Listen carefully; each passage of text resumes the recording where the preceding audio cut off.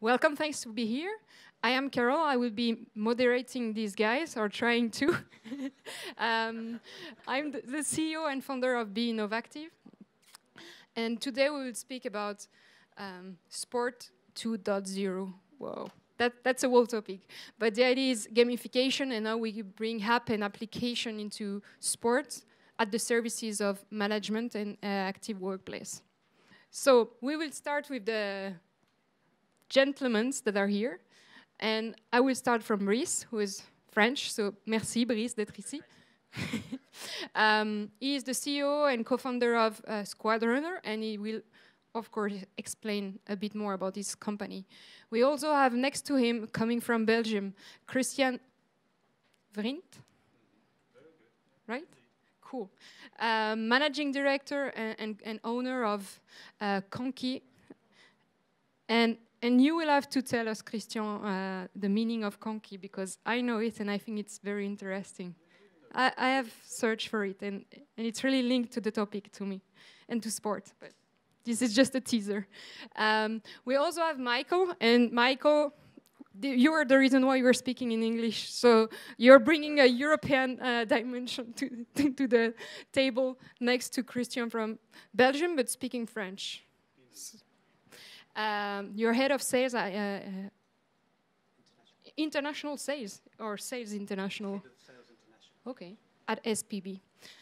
And so based in Spain, in Valencia. And Omar, you have a long story coming from... you tell me before, so coming from Egypt and growing up in the US, and well, it's a truly global roundtable that we have today. Director of Le Tremplin, and you will tell us what it is. So I'm standing here just because we want a kind of informal discussion, and to me it was just too far away there. So we will pass along the mic and just have a good flow of discussion. Maybe, guys, what I will is just give you the floor so that you can briefly introduce a bit more about you and the organization in 1-2 minutes, just why you are here and who you are. Thank you very much. Hi, everyone. My name is Omar El Zayat. I am the director of Le Tremplin, which is a sports innovation platform based here in Paris. Basically, what we do is we help startups grow. We have 60 today. And we try to enhance some innovation in our partners' core strategy, and they are from the public and the private sector. Hello, everyone. My name is Michael Wakefield. First of all, big thank you to Carol for having me here today. We are SPB. We're a family business, which we're based in Valencia. We've got 600 employees, and we created our own app with our human resources department. And this is why I'm here today and be telling you a bit more about what we do. Hi, everyone. I think I will do it in French because I'm not sure my English is perfect enough. Donc, Conky, on va commencer par ce que ça veut dire. En fait, ça veut dire énergie et persévérance. Et je pense qu'effectivement, ça a un grand lien avec le sport.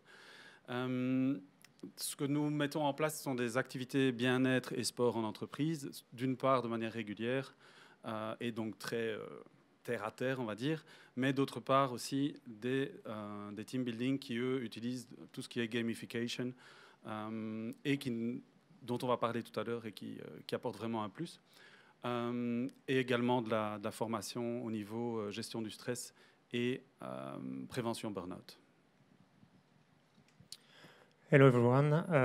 Like my friend, I am much more comfortable in French, then I will switch in French. Then Squad Runner, c'est une plateforme de bien-être personnel et collectif par le sport connecté. Donc on agit vraiment sur les deux leviers, le bien-être personnel étant la santé et le bien-être collectif étant plus globalement la cohésion d'équipe, la cohésion sociale qui est un enjeu majeur pour les entreprises actuellement. Et les deux leviers les plus puissants qu'on utilise, ce qui est vraiment cœur dans notre plateforme, qui est donc une plateforme digitale, sont d'une part l'interactif, tout est misé sur l'interactif et le collectif, et d'autre part la gamification. Donc effectivement, qui est un sujet assez à la mode. Beaucoup en parlent, mais en fait, c'est un sujet qui est assez sous-exploité, on va dire, dans les plateformes de manière générale, et encore plus dans le sport, mais on pourra peut-être y venir un peu plus en détail avec Carole, que je remercie aussi pour l'invitation. On va surtout remercier la Fédération européenne du sport entreprise et les partenaires de IMOX. Moi, je suis là juste pour vous passer le micro, en fait, hein, pour être honnête. J'avais envie d'être gentil avec toi, hein, c'est pour ça. C'est très gentil. Non, mais effectivement, tu m'as lancé une bonne perche. Remercions ceux qui nous ont invités et qui nous permettent d'être là aujourd'hui. Donc, je vais commencer par une première question pour éviter tout malentendu, parce que tout à l'heure, quand on a débuté les questions, on parlait de sport 2.0 et je suis allée sur le e-sport à un moment donné dans la discussion. On est tous d'accord que là, aujourd'hui, on ne va pas parler d'e-sport. Mais du coup, ça va être intéressant d'avoir votre point de vue sur ce qu'on appelle le sport 2.0. On reviendra ensuite sur la partie entreprise et ce que ça peut apporter en termes de management. Mais je crois que pour parler d'un sujet, c'est bien qu'on ait tous la même compréhension de ce qu'on entend par sport 2.0. Donc tout le monde a un petit peu parlé d'applicatifs, etc. Mais si vous pouvez nous donner un bref descriptif du sport 2.0, ça serait intéressant. Et puisque j'ai parlé en français d'abord, je vais donner la parole à Michael pour me faire pardonner. Thank you very much. I think for us it was a bit different. I think we had, in 2016, our human resources decided that they had to change the way they interacted with our employees in the company. And I'm sure you've all had the old email saying you need to be fitter and you need to eat healthy food, and you've got another 100 emails coming through that you need to look at. So human resources became something that our employees were not interested in. So what we did in 2016, we created this app in which we engaged with our employees. We managed to break the barriers between human resources department and our workforce.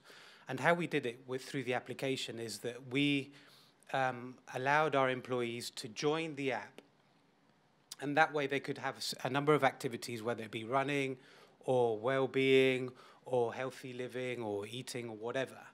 But the thing was that we weren't enforcing that. So we had, in the first year, we had 110, out of the 600 employees, we had 110 that joined the app.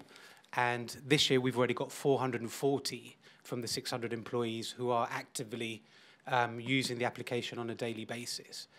And I think also from our human resources side is that we've managed now to break that barrier with our employees, and we can see the activities, and there's more of a presence within the workforce. Just to give you, if you don't mind, just an overview, that we have now opened the application to other companies in Spain. So we have 23 companies which are now involved in the same application. We have roughly about 1,300 participants on a daily basis, and we're averaging about 2,000 kilometers of activity, not just in running, in sports activity, but also in well-being and mental health and that sort of thing. We'll come back how it works later on. But so if I understood you, like sport 2.0, one of the definition could be breaking barriers. If, sure. Yeah. Maybe Omar, if you want to go on. Yeah, sure.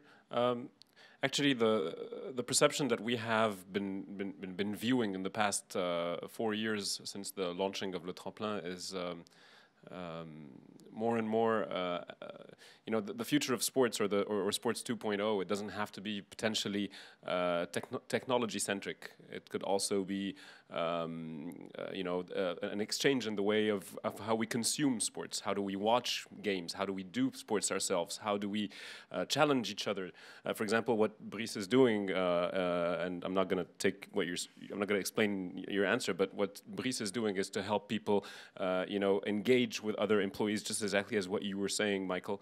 And at the same time, you have, you know, people who want to have services that are close to what is being done on the professional level. So you would find companies, for example, that do automatic analysis of tennis games and basketball games and football games, so that you could, at least as an amateur or a sports enthusiast, could have this feeling of getting closer to the professional athletes. So Sports 2.0 doesn't necessarily need that you have to be wearing a technological device, but actually it's while helping all these startups think together with corporations and with institutions to try and define it together, because the model of trying to be part of a licensee specifically in one federation is not always the solution, and that's the way how things are moving, and we have to help our companies adapt to cater for the market's needs. Yeah, thanks a lot. Maybe you can take the mic. La définition. Ok. Alors moi la définition, alors je la connais pas tellement, et exprès. Ouais, exactement. Ben, exprès, justement, je ne suis pas allé sur Google pour essayer de voir s'il y avait une définition qui pouvait être donnée. Ce que je sais, c'est que le sport 2.0, moi, j'en entends parler depuis bien avant la création de Squad Runner ou du tremplin. Je pense que ça date d'avant les années 2010. Alors, il y a 5 minutes, je me suis dit, bon, je vais essayer de me donner la mienne. Et donc, la définition que je donnerais, c'est que le sport 2.0... Qu'est-ce qu'il y a, Omar? Le sport 2.0, c'est, à mon sens, le sport qui accompagne davantage la démocratisation du sport par deux éléments. Je pense qu'en fait, le connecté, s'il y a un domaine dans lequel il peut s'exercer et avoir un levier puissant, c'est dans le sport. Et c'est aussi pour ça, on est dans un monde qui est connecté, tout est connecté, il n'y a pas que le sport. Mais en fait, le sport, il se décline parfaitement dans le monde connecté pour un premier élément qui est le tracking. C'est-à-dire qu'avec le connecté, depuis maintenant plus de 10 ans, on peut traquer sa propre activité, là où avant, il y avait un flou artistique sur ce qu'on faisait, finalement. Et le fait de le traquer permet d'améliorer sa santé, de voir si ce qu'on fait est plutôt bien au regard de ce que pourrait me dire mon coach ou divers conseils qu'on pourrait avoir par ailleurs. Le deuxième aspect, et je pense qu'il est encore plus puissant sur le pourquoi le connecté est parfait pour le sport, c'est le côté interaction et connecter les gens. En fait, qu'est-ce qui a changé le digital? Il a changé dans le monde, il a changé en connectant les gens. Les apps les plus chères du monde sont les WhatsApp, sont les Facebook, sont les apps interactives, collaboratives, communautaires. Et en fait, le sport, il n'a pas dérogé à la règle. Le sport connecté a permis petit à petit, c'était pas le cas dans les premières solutions qui sont sorties il y a une dizaine d'années, mais de plus en plus, le sport, il connecte, il fédère et il fidélise. Voilà.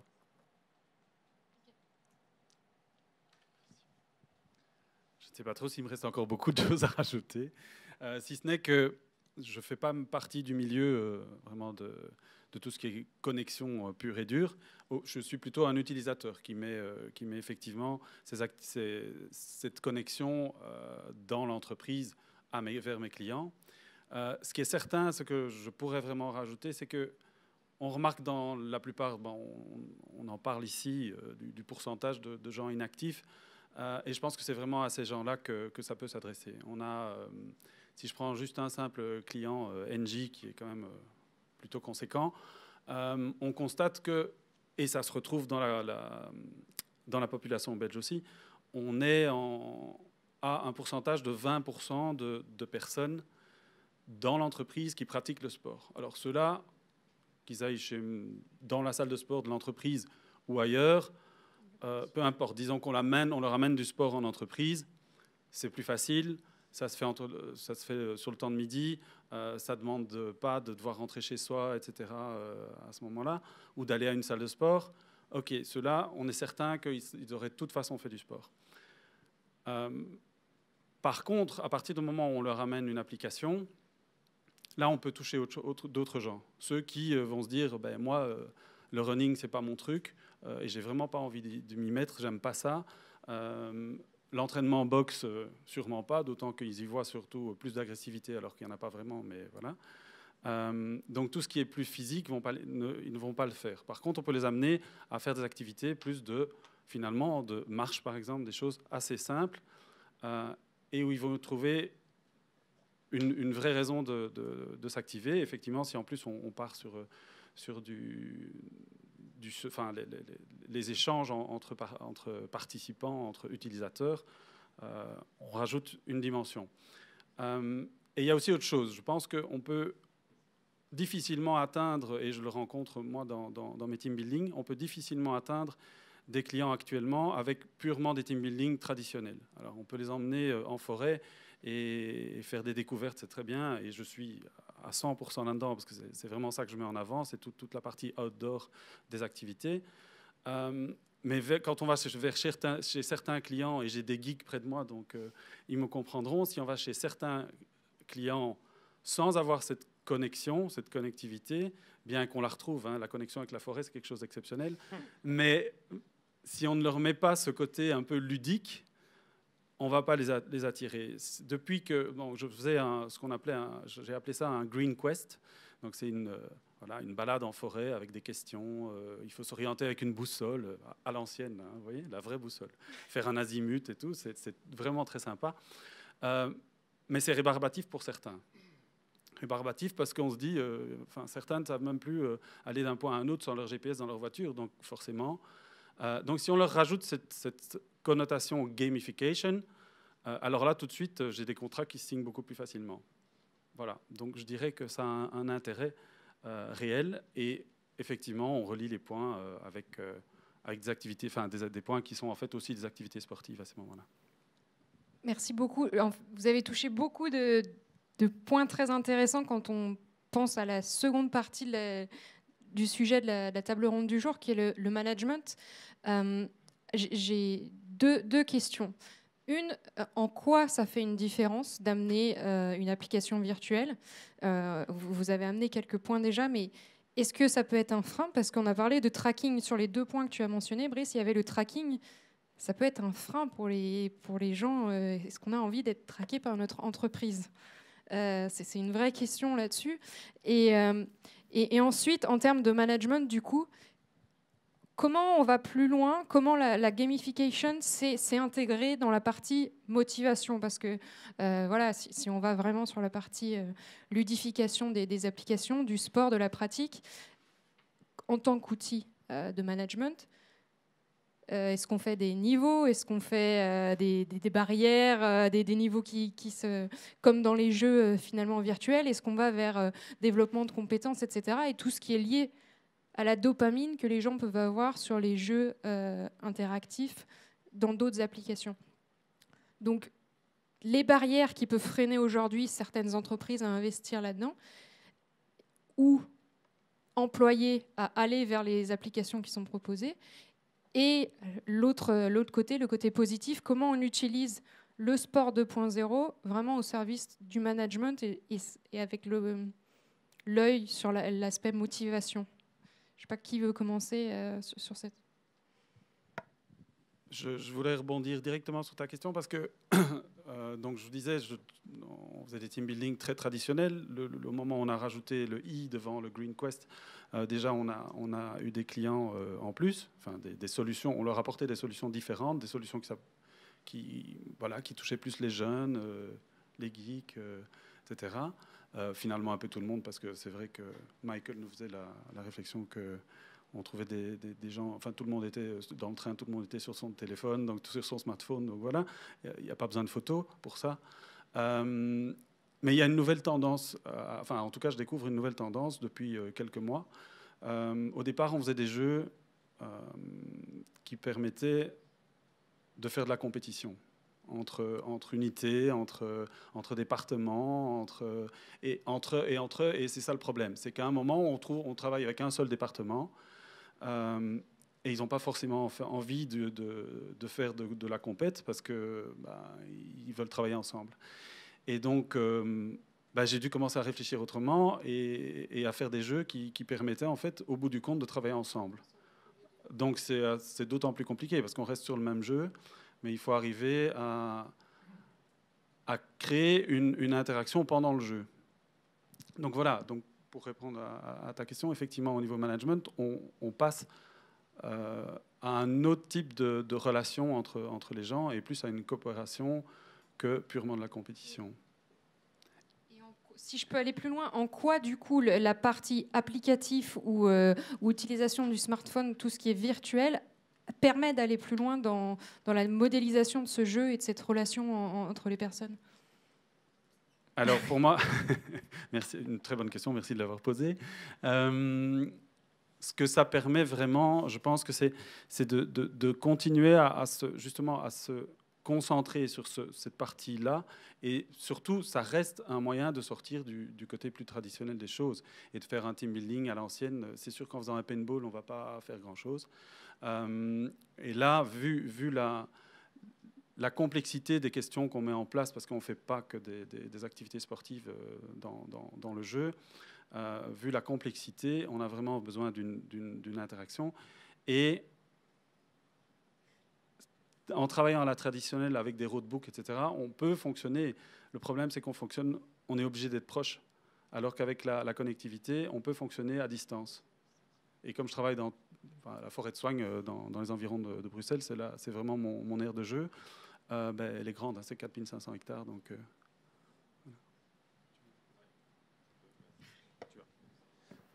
du coup, ouais, je pense que le paintball, c'est très bien parce que ça permet d'enlever toutes les frustrations qu'il peut y avoir au sein de l'équipe et avec la hiérarchie. Mais blague à part, je pense qu'il faut pas penser qu'il y a une solution magique pour tout. C'est-à-dire, certes, la partie compète, c'est vraiment génial parce que ça permet de créer des liens entre différents collaborateurs pour défendre les couleurs de sa division, etc. Mais il y en a qui cherchent simplement de pouvoir pas être jugé en portant des habits de sport en arrivant au travail, parce que ça, c'est pas toujours évident. Les choses ont beaucoup changé à la défense sur les 5 dernières années, mais il y a 5-10 ans, quand on arrivait en jean, merci, c'était pas tout à fait acceptable. Mais les choses évoluent énormément et tous les salariés ne cherchent pas la même chose. Donc, pour limiter ces barrières-là, malheureusement, il faut travailler avec plusieurs entreprises ou plusieurs solutions pour pouvoir répondre à la partie sport et bien-être en entreprise pour les collaborateurs.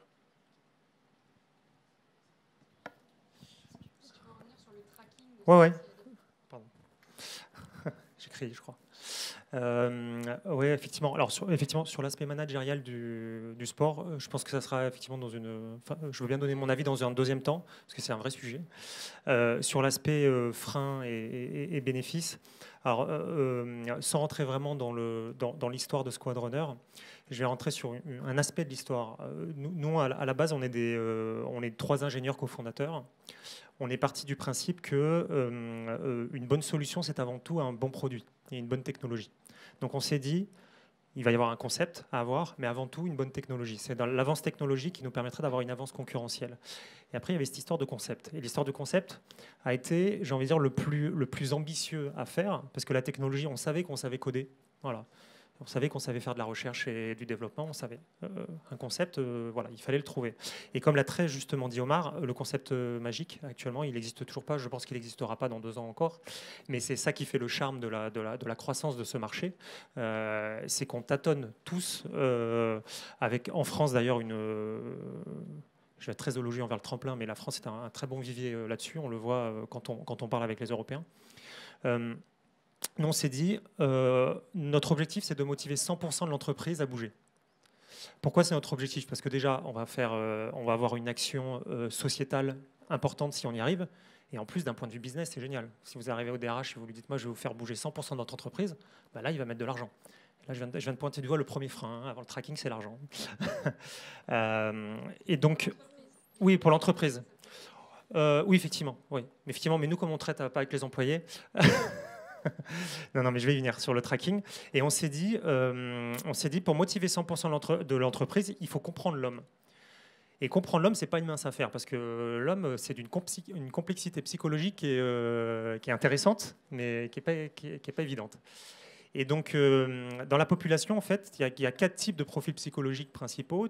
Il y a les socializers. Eux, quand ils ont une expérience, quelle qu'elle soit, ils vont chercher à avoir une expérience collaborative, communautaire. Voilà. Il y a les performeurs. Ça, on en parle beaucoup dans le sport. Alors eux, quoi qu'il arrive, ils vont vouloir gagner. Voilà, je veux un classement. Après, il y a les achievers. Eux, ils sont assez intéressants. Les achievers, ils vont vouloir compléter tout ce qui est complétable dans la solution. C'est-à-dire que si vous avez une solution digitale où il y a 30 médailles possibles à gagner, et même s'il y a la médaille du débutant, il la voudra. Mais il y en a qui sont comme ça. Hein. C'est-à-dire qu'ils voudront absolument tout le tableau. Et enfin, il y a les explorers. Alors, les explorers, eux, il leur faut un univers riche, parce que ce qu'ils veulent, c'est explorer à l'infini toutes les facettes de la solution.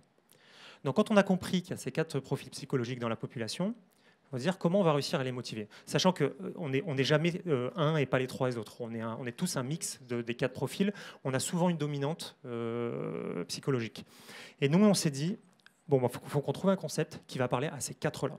Tout le monde y trouve son compte. Et tout le monde y trouve son compte, pas d'un point de vue événementiel. C'est qu'on arrive à bouger dans la durée, parce qu'on parle beaucoup de sport en entreprise, mais on ne parle pas de temporalité. Le sport, si on veut lui donner des bénéfices, que ce soit pour le grand public d'un point de vue santé, ou que ce soit en entreprise d'un point de vue team building, c'est toujours mieux si on engage sur la durée. Et donc, on a créé ce concept-là, qui est, effectivement, j'en ai pas parlé en détail, mais je ne sais pas si c'est le débat là, mais c'est une plateforme qui est un concept d'équipe avant tout, où les gens vont bouger où ils veulent quand ils veulent, c'est-à-dire que ce soit de la marche, de la course à pied, du vélo, en tout cas les 3 activités principales.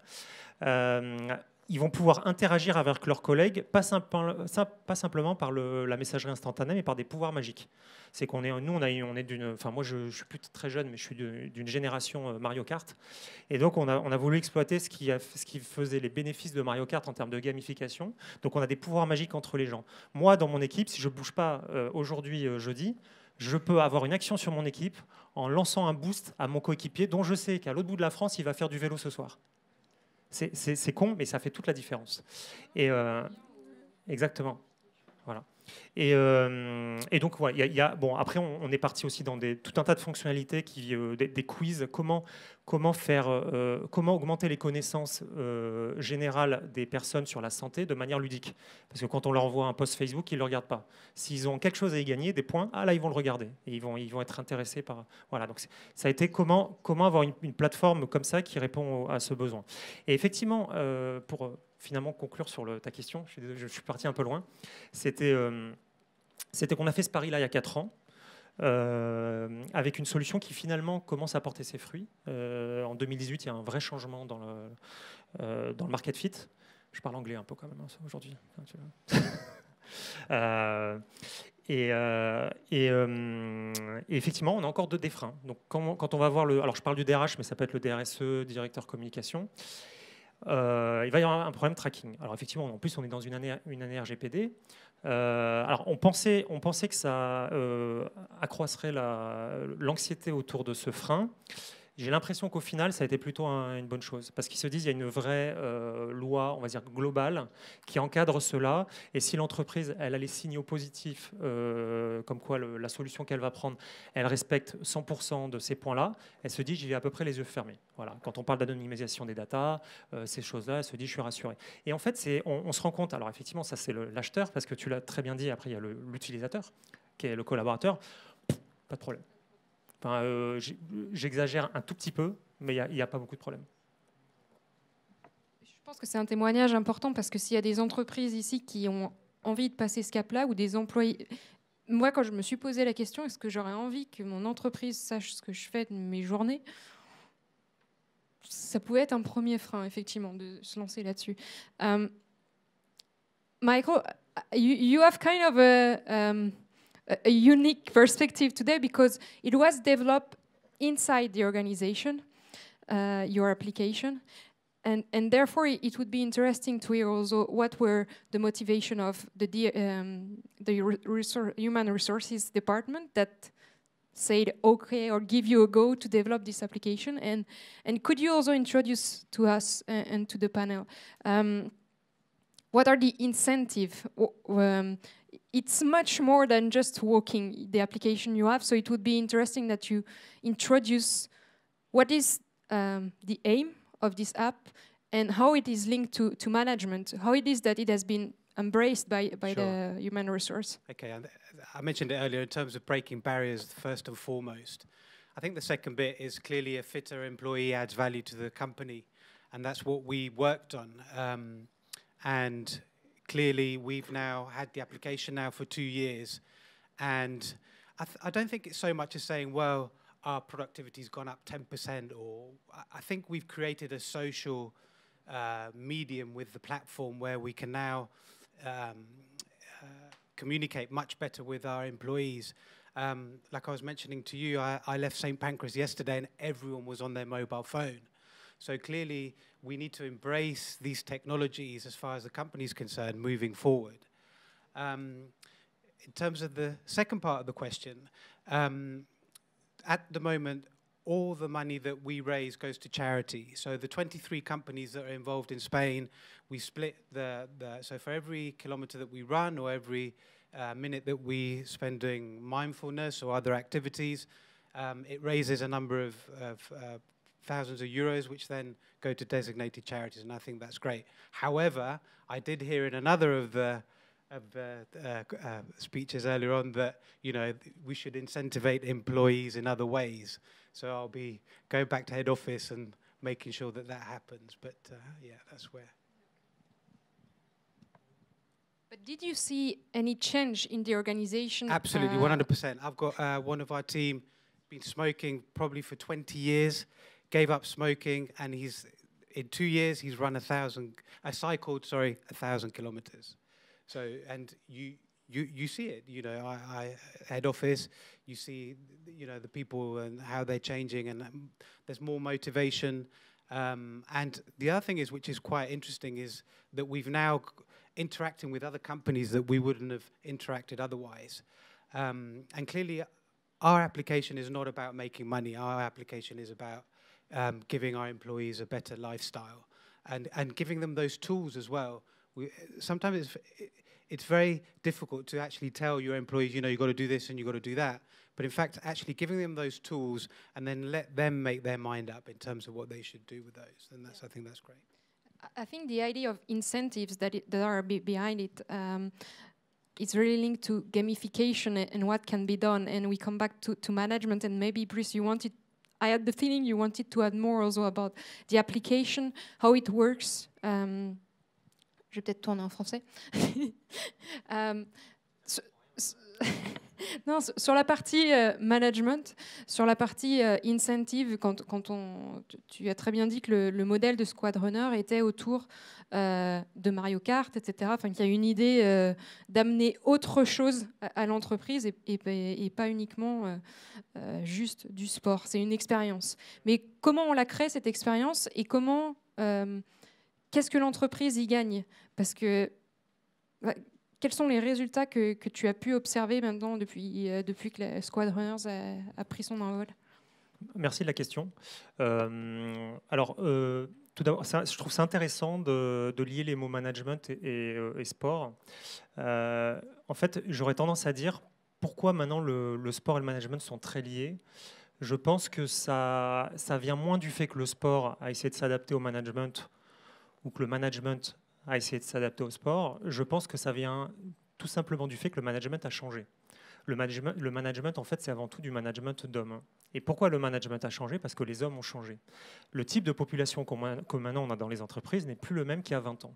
Il y a 20 ans, on avait des critères pour être heureux dans son travail. Et d'ailleurs, un des KPI importants qui peut l'illustrer, c'était le turnover. Il y avait des gens qui faisaient carrière 30 ans dans une société. Ça n'arrive quasiment plus. Maintenant, les critères sont différents. Les gens sont moins intéressés par le salaire que par l'expérience humaine qui vont vivre au sein de l'entreprise. Et ce qui est assez intéressant, c'est que le sport, c'est à la fois un des triggers et à la fois un des KPI qui permet de mesurer cet élan. Où le sport connecté dans l'entreprise, il y a 2015, on n'en entendait pas parler. Il y a 2016, les entreprises étaient curieuses de ce qui pouvait être proposé sur le marché. En 2017, là, il commence à y avoir des contrats assez gros. Et en 2018, une première, je suis assez content d'en parler parce qu'en plus, on a gagné l'appel d'offres. C'était la première fois qu'une société du CAC 40, en l'occurrence, c'était le groupe Safran, qui, comme vous le savez, a racheté le groupe Zodiac en début d'année, ce qui fait un énorme groupe de 100 000 collaborateurs. Ils ont dit, on va faire un appel d'offres international sur le sport connecté. En gros, ça voulait dire, on sait ce qu'on veut. C'est pas venez nous voir avec des solutions pour essayer de fédérer et créer du sentiment d'appartenance. C'est non, on ne va contacter que des gens qui savent faire du sport connecté. Et ça, c'est hyper intéressant. Et alors après, en termes de succès, moi, je peux parler par exemple du groupe L'Occitane, qui est un groupe de 8000 collaborateurs, avec qui on a travaillé à partir du mois de juin. Pour vous dire, je vais vous donner qu'un seul KPI pour montrer que le management il trouve son compte désormais sur les critères qui font le management désormais, hein, le sentiment d'appartenance, la cohésion sociale, et on pourrait venir, si vous voulez, plus tard sur pourquoi le sentiment d'appartenance est maintenant plus important qu'avant. Un seul KPI, au bout d'une semaine dans Squad Runner, il y avait 4500 personnes qui se challengeaient sur la plateforme dans l'Occitane, sur 8000. Donc on avait fédéré plus de la moitié des collaborateurs. Et donc ça marche. Mais en fait, ce qui est bien avec cet exemple, c'est que le sport, on n'en est plus maintenant, le sport entreprise, on n'en est plus sur on va dire des statistiques projectives. Maintenant, on peut raisonner de manière empirique, à large échelle. Et à large échelle, ça marche, et ça marche de manière massive. Et d'ailleurs, en ce sens, donc on est désormais partenaire de la Fédération française de sport d'entreprise, donc la FFSE. En fait, on partage les mêmes valeurs avec la FFSE. La FFSE, on veut mettre le maximum de personnes à l'activité physique. Effectivement, là je prononce le mot exprès, activité physique plutôt que sport, puisque l'idée, c'est d'être mainstream. Au maximum. Si on parle de sport, vous vous souvenez tout à l'heure, je vous parlais des 4 catégories. On va plus aller taper les performeurs. Nous, on ne veut pas taper les performeurs, on veut taper toute la France et au-delà si on peut. Et donc avec la Fédération française de sport d'entreprise, on a uni à la fois notre vision et nos savoir-faire pour créer une solution commune qui s'appelle FFSE Move et qui a débuté là au mois de septembre et qui a une solution long terme. Donc c'est par équipe de 6. C'est une première. Nous, on fait plutôt de l'intra-entreprise. Là, c'est un challenge inter-entreprise par équipe de 6, donc qui est chapeauté par la FFSE et dont la plateforme, la technologie est celle de Squad Runner. Et donc en plus, au passage, c'est un bon exemple de partenariat public-privé, start-up fédération. Je trouve que c'est des trucs qui vont bien avec l'esprit de la France actuellement et l'évolution du monde également. Sur le management, non ? Mais est-ce que c'est utilisé, on en a parlé brièvement tout à l'heure quand on s'est présenté, au niveau du tremplin, et comment fédérer les startups qui sont là ? Est-ce que le sport connecté ou le sport en général fait partie d'une des offres que vous avez pour fédérer les startups, pour les faire travailler ensemble ? Et pourquoi je pose cette question-là ? C'est aussi parce que c'était un des points intéressants de Michael qui disait que l'application, désormais, elle est utilisée par d'autres entreprises et que ça permet de se rencontrer aussi en dehors de l'entreprise. Ça rebondit aussi sur la FFSE Move qui est inter-entreprise et non plus intra. Et donc, on va aussi vers un outil qui est plus uniquement du management interne, mais presque un outil de communication, de démarchage. Enfin, on peut aller très très loin. Et est-ce que déjà, sur l'expérience du tremplin, est-ce qu'il y a des choses qui se mettent en place ? Absolument. Il y a énormément de choses qui se mettent en place, mais justement l'exemple de Michael concernant le fait d'ouvrir ça à d'autres entreprises, ça ressemble beaucoup à ce que Volvo avait fait quand ils ont décidé d'inventer la ceinture de sécurité. En fait, ils ont inventé la ceinture de sécurité à 3 points qu'on utilise tous aujourd'hui. Et quand ils ont fait ça, en fait, ils pouvaient déposer un brevet pour vendre ça sur toutes les voitures, mais ils ont décidé de donner ça gratuitement. Et donc, en fait, l'impact que ça avait pour tout le commun des mortels, c'était que la voiture Volvo, c'est une voiture safe. Donc, quand on a des enfants, une famille, etc., on achète une Volvo parce qu'on est sûr de ne pas mourir. Donc, en fait, on n'est pas sûr, on diminue les risques de mourir. Enfin, voilà, c'est ça le... Il faudrait peut-être acheter une Volvo pour ne pas mourir. Oui, enfin, bref. Donc, ce que je voulais dire par rapport à ça, c'était que des fois, on met en place des choses dont on n'attend pas forcément un retour direct financier, mais ça crée déjà, les employés sont en meilleure santé. Et deuxièmement, ça peut créer des relations business avec d'autres acteurs dans d'autres entreprises.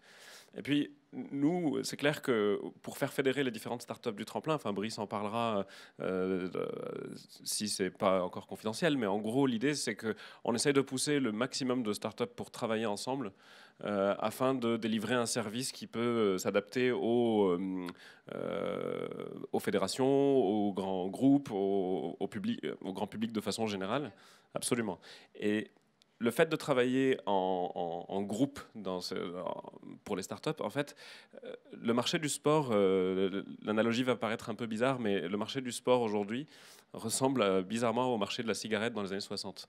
C'est-à-dire que c'est pas cher, c'est accessible et c'était cool, mais maintenant le sport c'est cool. Donc en fait, le fait de pouvoir bénéficier de ces 3 éléments-là, en fait, il y a pour moi pas trop enfin pour moi c'est une évidence que c'est accessible c'est pas cher aujourd'hui, les solutions que proposent les grandes entreprises, mais aussi les startups. Et aussi, c'est cool parce qu'aujourd'hui, tout le monde poste sa photo quand il ou elle a fini une course, ou etc. Donc, les faire fédérer, c'est parce que ils se disent que si on est plusieurs à essayer de prendre un marché, eh ben c'est mieux d'avoir 10% d'un marché énorme plutôt que 100% d'un marché nul. Et on fait ça à travers des mises en relation avec nos différents partenaires, à travers la visibilité qu'on peut offrir aux différentes startups. Et ça crée des collaborations dans des secteurs de mise au sport, mais aussi dans la fan engagement, dans la performance de haut niveau, etc. Would you like to add something or... Okay. Brice, tu voulais rebondir là-dessus? Non. Il est bon en VRP. Hein. Peut-être à ce moment donné de la conférence, est-ce que vous avez, vous, des questions dans la salle? Parce que l'objectif, c'est aussi de la conférence, de la table ronde, c'est d'amener des solutions. Donc si vous avez des questions pour les messieurs qui sont là, n'hésitez pas, l'objectif, c'est vraiment d'être interactif. Donc vous me lancez un petit truc, moi j'ai... Ah, ça fait plaisir. Non, Maxime, j'ai pas... Non, je rigole. I will start with the lady there. Moi, ce n'était pas vraiment une question, c'était pour rebondir sur la définition du sport 2.0. Je pense que c'est aussi s'adapter à l'entreprise d'aujourd'hui, à la typologie des entreprises. Actuellement, on a un siège social qui est à un endroit, on a des locaux qui sont à d'autres endroits et on a des salariés qui sont en télétravail. Et du coup, c'est aussi permettre à tout le monde d'avoir une offre uniforme sur l'ensemble de l'entreprise, puisque un des reproches qui a pu être dans les débuts du sport en entreprise, c'est oui, de toute façon, c'est toujours au siège, ou alors c'est toujours pour les mêmes, les directeurs. Et là, c'est aussi permettre à tous d'avoir la même opportunité et en plus, la petite cerise sur le gâteau, de collaborer avec ces fameux directeurs qui sont au siège et les collaborateurs qui sont au mieux dans des locaux et au pire en télétravail chez eux. Donc voilà, c'était pour amener une petite... Merci. Effectivement, la partie collaborative est vraiment clé et la partie 2.0 qui amène l'adaptabilité de l'offre. Poubelle, c'était mon idée a priori. Si je peux juste rebondir. Bien sûr, alors, je suis complètement d'accord avec toi, si tu permets que je te tutoie. Et effectivement, un des bénéfices principaux qui est celui que l'on vend à l'entreprise lorsqu'on va lui vendre notre solution, c'est le fait de toucher toute la population de manière géolocalisée. En fait, et l'Occitane, j'en parlais tout à l'heure, ou Safran, là on fait bouger leurs 100 000 collaborateurs, ils sont dans plus de 60 pays. Et c'est un vrai enjeu d'intégration quand il y a une fusion entre deux sociétés où personne ne se connaît, où il y a des rivalités. Et là, le sentiment d'appartenance, là, il faut le développer. Et là où tu as prononcé un mot qui est très juste, c'est le télétravail. Et d'ailleurs, l'année dernière, à PepSport, il y avait une table ronde qui était sur le sujet quel sera le sport en entreprise en 2030. Et effectivement, le sport en entreprise en 2030, c'est avant tout, qu'est-ce que sera l'entreprise en 2030. Et l'entreprise en 2030, ce sera une entreprise éclatée, où en fait, il y a le code du travail évolue, le monde du freelance explose, le télétravail explose également. Et en plus, le profil psychologique des collaborateurs est largement différent et va vers plus on va dire à la fois d'indépendance, mais de recherche de communauté. Et c'est tout ce qui fait qu'effectivement, c'est un mot qui est un mot-clé qui est utilisé et pour lequel les DRH sont très attentifs à ce mot. Il y avait une autre question, juste pour rebondir, il y en avait 2 ou 3 même. Pour rebondir là-dessus, moi, la réflexion qui me menait à écouter ton propos aussi, et par rapport au télétravail, la question qui risque de se poser à un moment donné aussi, c'est ok, ça permet de faire travailler des gens qui ne sont pas dans les mêmes locaux, qui sont loin, etc. Mais du coup, où en est la plus-value du sport qui est au moment donné où on se rencontre, on casse les barrières et est-ce qu'il n'y a pas un côté, le virtuel, la communauté virtuelle qui est très puissante, mais à quel moment on va faire le lien et ne faire en sorte qu'il n'y ait pas un gap qui se crée, ce qui est totalement inverse à ce qui est souhaité d'après vos messages de toute façon. Donc c'est pas une remise en cause de ce que vous dites, mais c'est comment on va faire pour que le virtuel ne prenne pas le pas sur le sport et du coup sur ce que ça peut apporter pour le management. Je vous laisse réfléchir et je regarde qui avait des questions comme ça. Ouais. Est-ce que tu peux prendre ce micro? Il y avait Pierre. Le côté barrière par rapport à ça, même dans le sport de haut niveau, on a vu des éléments où les gens se sont dit que l'arbitrage par vidéo ne sera n'est jamais bien, va remettre en cause le rugby à l'époque. Et maintenant, ça a permis d'avoir de nouveaux fans qui maintenant comprennent le rugby, alors qu'avant personne ne comprenait le rugby, à part les gens qui jouent au rugby et encore. Et en fait, maintenant dans le football, tout le monde se disait il y aura plus de la beauté, du suspense, de machin. Mais au final, de la dernière Coupe du Monde, la plupart des gens étaient contents parce que déjà pour la France, ça a permis d'identifier le penalty de machin, et ça a diminué l'injustice de quand même une grosse part. Donc le fait de se dire que le virtuel va prendre le pas sur la raison pour laquelle le sport existe, je ne suis pas du tout convaincu de cette partie-là, et l'exemple se montre aussi au niveau... Pardon. Non, je ne vais pas prendre plus de temps, il y a plein de gens qui ont des questions. Ouais, vraiment, en 30 secondes, effectivement, c'est un bon point parce que c'est un des freins qui a été, avant que ça s'institutionnalise, comme c'est le cas actuellement, c'était un des freins. Oui, vous allez déshumaniser notre entreprise. Et effectivement, on avait du mal tant qu'on n'avait pas de données empiriques, on avait du mal à répondre à cette objection. Et bien en fait, figurez-vous que c'est tout le contraire qui se passe. En fait, on le voit mais vraiment dans toutes les entreprises dans lesquelles Squadrunner est installé, on voit qu'au contraire, des groupes d'activités physiques se créent là où avant elles ne se créaient pas. Pourquoi elles ne se créaient pas? Parce qu'il n'y a peut-être pas le moyen, l'objet connecté qui permettait de connecter les gens et de se donner des rendez-vous entre midi et 2, le samedi, le dimanche, mais également parce qu'il n'y avait pas un enjeu. Là maintenant, il y a un enjeu particulier. C'est moi, mon équipe. Alors dans Squadrunner ou dans une autre solution, je ne suis pas en train de... Mais moi, mon équipe, on va essayer de se bouger, gagner plus de points et montrer à notre entreprise qu'on est une équipe vertueuse. Et en fait, on se rend compte que... Alors après, il faut des moyens d'interconnexion dans l'application. On a un chat, on a des moyens de se donner des rendez-vous. Mais ça, en fait, effectivement, ça a plutôt humanisé que déshumanisé. Mais le fait qu'il y ait des rendez-vous, il y a des réunions physiques. Et c'est ça qui est important aussi. Sorry, do you mind if I quickly... Yeah. We will have 10 minutes to wrap up. So I will give you the floor, and then we can take the last question, and I will ask you your key takeaways.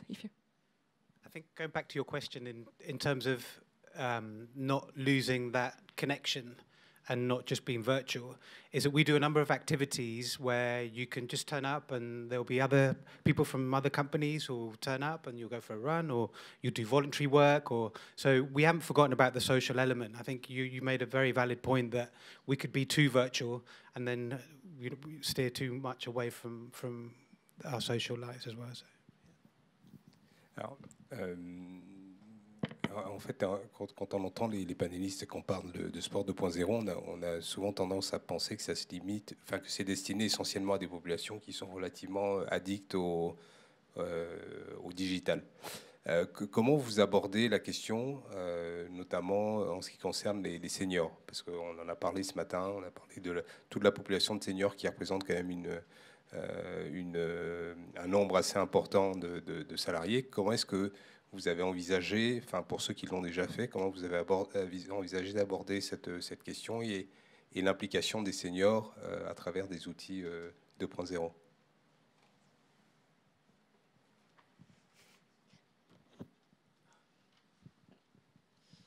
Alors, il y avait un premier mot qui m'intéressait beaucoup, mais après tu m'as tué sur les seniors. Le premier mot, c'était sur les personnes qui ne sont pas très digitales. Alors effectivement, là j'ai une réponse à apporter. Après, sur vraiment la catégorie des seniors à proprement parler, nous on la différencie pas en fait dans l'univers des non-digital natives. Voilà. Nous on a catégorisé ceux qui savent se servir qui ont l'habitude de se servir de digital, et ceux qui ne le savent pas. Et dedans, il y a des gens aussi bien ce qu'on peut appeler des seniors que des quadras ou compagnie. Et en fait, ceux-là, moi j'ai un bon exemple, on va dire illustré, c'est la société Steph, qui est notre plus gros client, puisqu'ils sont... on est à 24 mois continus de solutions chez eux dans les 6 pays européens sur lesquels ils sont présents.